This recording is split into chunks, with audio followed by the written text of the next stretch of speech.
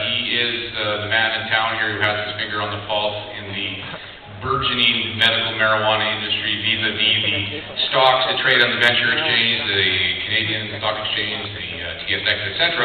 So Chris is going to give you his rundown on the industry. So please welcome from Stockhouse, Chris Parry.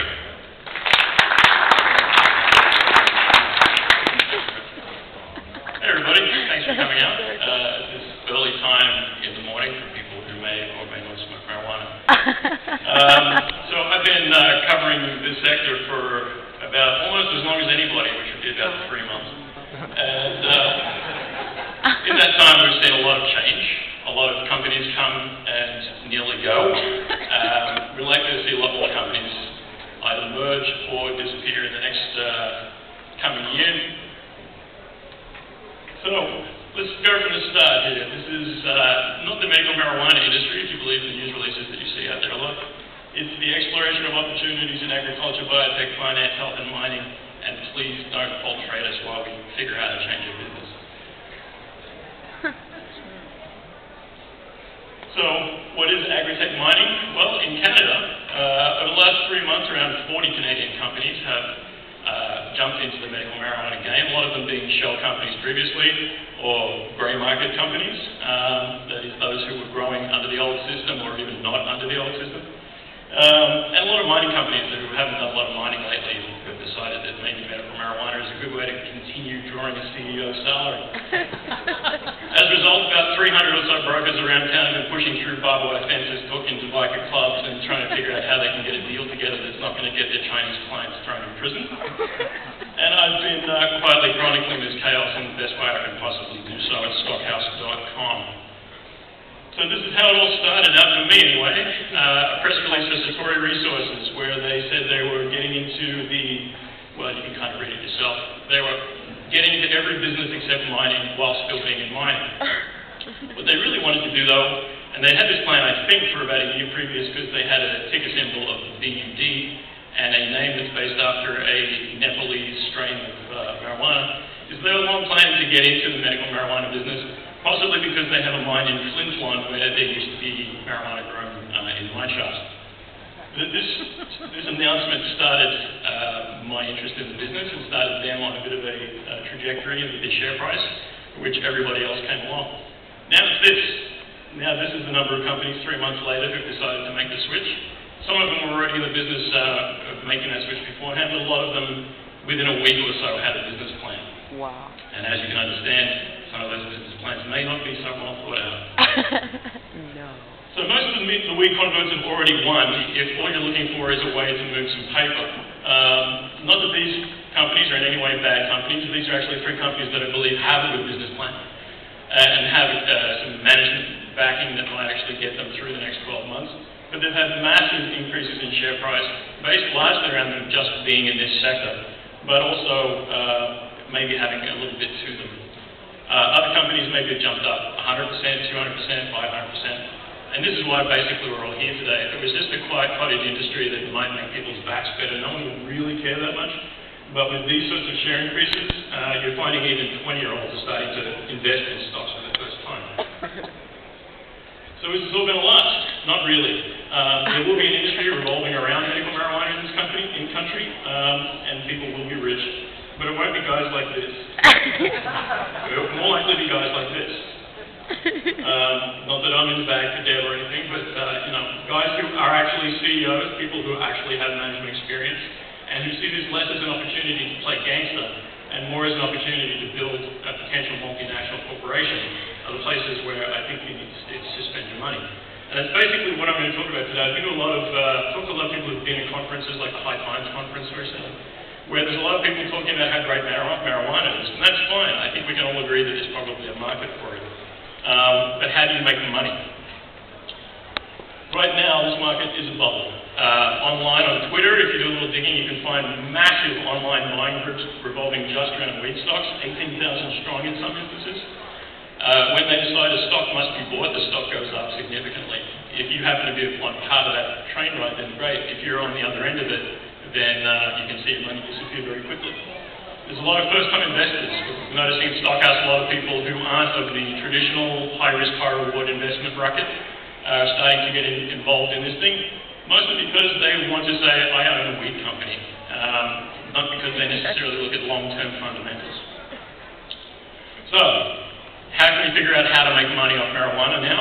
Let's go for a bit of a history lesson to the Prohibition days. As we know, Prohibition, from 1920 to 1933, the US outlawed alcohol, thinking that that would be the end of crime. In fact, some cities sold their prisons off for development land, thinking that with no alcohol there would be no crime to fill them with. That didn't actually work out. A year after Prohibition started, alcohol use was actually up. So who's made money from the end of Prohibition? Not this guy. This is Al Capone. Guys like him may have ran nightclubs and places where you could drink. They didn't make the big money. Big money was made by this guy. This is Joe Kennedy Sr., otherwise known as the father of President John F. Kennedy. And he made enough money out of the end of Prohibition to make that family basically royalty in the US for the next however long. Basically what he did was, seeing the end of Prohibition coming, he went to Europe and signed licensing deals with all of the big brands, Jewel's Whiskey, Gordon's Gin, and filled warehouses full of it, so that when Prohibition ended, with the general public having experienced 13 years of Al Capone rot gut, they were looking to pay a premium price for a premium product. These guys also made a fortune from the end of Prohibition, actually during Prohibition. What Anheuser-Busch were, before Prohibition, were one of many farms in the St. Louis area that had a brewery attached to them.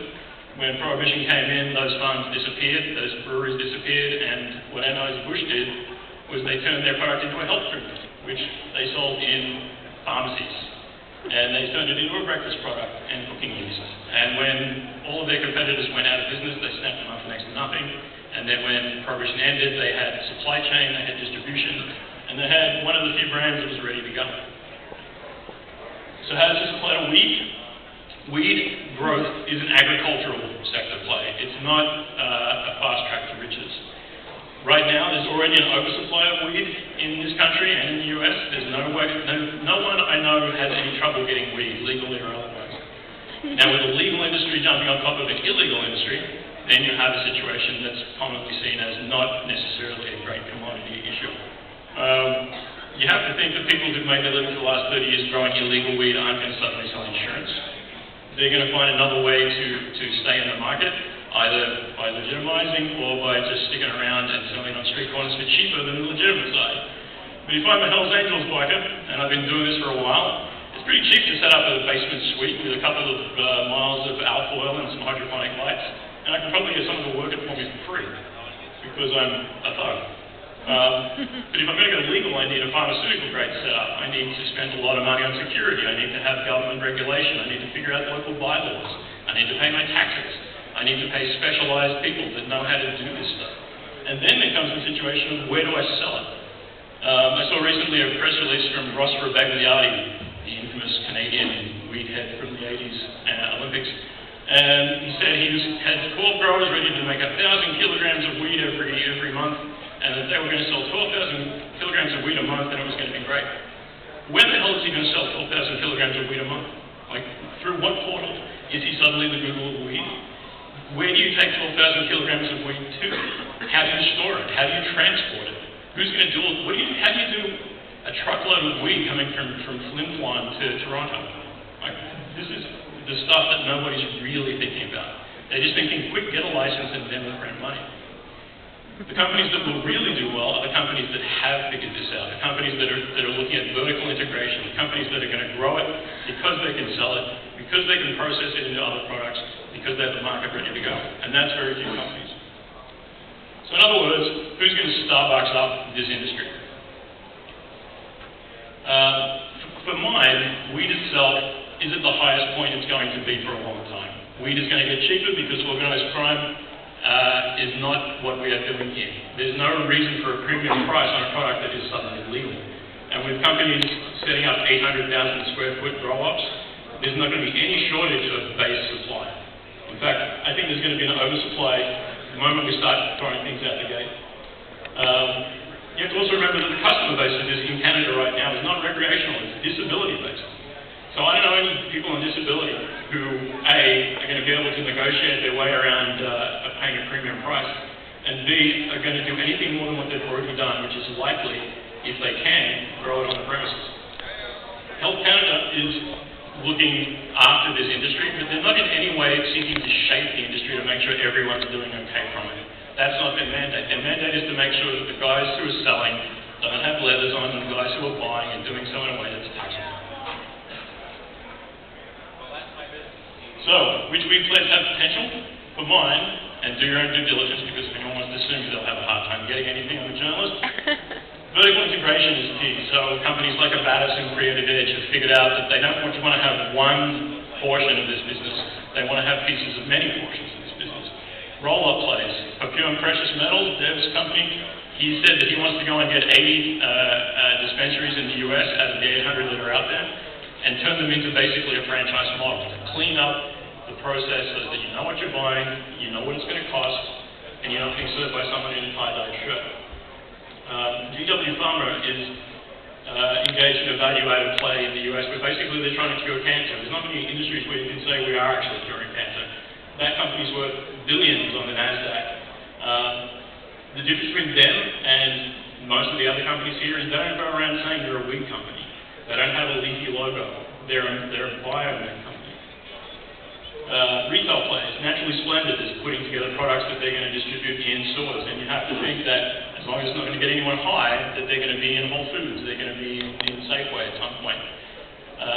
Ventrapan is a company that is the medical marijuana supplier to Europe, the exclusive medical marijuana supplier to Europe.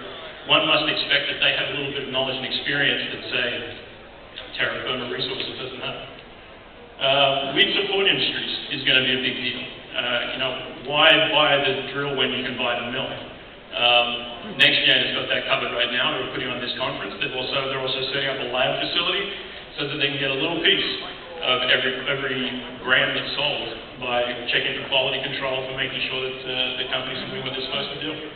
And then there's branding plays. The sponsor of the show, Anexco's BC Chronic, is the first real BC weed branding play where they're looking to basically put their stamp of approval on a bunch of products and market the fact that this chronic is coming from BC where there's a reputation for quality. The big thing though, in figuring out whether you're going to make money long-term on your marijuana investment is legitimacy. And the first step towards legitimacy is to stop calling it hot stock, to stop saying it's the medical marijuana industry.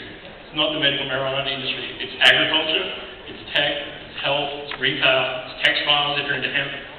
A pizza chain store owner does not say that he's in the dairy business because he moves buckets full of cheese. He's in the food industry, he's in the restaurant industry, the hospitality industry. If you want to have legitimacy, if you want to be able to be invested in by large Chinese investors, you have to stop associating the company directly with marijuana, because that's just not the marketing plan anymore. Everyone likes to smoke it, everyone likes to think that we're in an illicit business that's going to suddenly take off. But if you have a portal that allows people to be diagnosed by a doctor on Skype, that's a tech play. It may be marijuana related, but it's a tech play. And those legitimate sectors that are established are a lot easier for institutions to invest in than, hey, we're starting up a push for medical cocaine, And we have to stop it with the leafy green logos, because really, as an investor, I don't want to have that in my portfolio. I want to have a good, strong company that's making money in a sector that's on the rise. And I don't care if it's marijuana. I'm not into it because it's marijuana. I don't smoke. I smoked once in my life, and I spent 4 hours staring at the hairs on my elbow. It's not a selling point. The other thing is, the license situation is going to cause a real problem soon. Every company that's out there thinks it's going to get an MMPR license. Every company that's not here thinks it's going to get one. And if they do, it's going to be all hell to pay. Every corner of the market will be flooded with $1 a gram weed. Most companies are not going to get a license, even if they tell you they're on their way, even if they tell you they're going to do everything they need to do. If they do all get licenses, we're done for. And if they don't, most companies are going to crash. Of the 12 licensed companies so far, only one is public, only one is coming public, and the others are thinking about it. And even if you get licenses, are you going to get zoning permission? I don't know about you, but you may get an option on a license in Abbotsford for a grower, but try dealing with Abbotsford City Council on any marijuana-related subject. You are not going to get permission to change zoning so that you can start growing weed. So what makes more sense for me using a license, or if you get one, selling to the highest bidder. I think that's what's going to end up happening, is that licenses that do go out are going to be seen as licenses to print money, and those companies that don't get them are going to have to raise a lot of money to try and get into that game. So, in summation, this is a transformational industry, and to be honest, I've written this speech 9 times in the last 3 weeks because every time I think I've got it locked down, the industry changes overnight. And that's going to keep happening. If you're looking for a long bet, you've got to do what you do with mining, do what you do with tech. You stick to the fundamentals. You find people who've got a track record and know what they're doing, and aren't going to take your money out to the back 40 and just burn it. Is management experienced? Are they just me doing it, or have they got a defined plan? Have they been around for a while? Is your stock being day traded by people? Is that why it's going up? Or is it legitimately going up because people who are smart investors think it's a good play? So we're barely getting started. I'm going to be updating this stuff every day at Stockhouse. And if you need to get word out to investors, plug, go see the Stockhouse booth.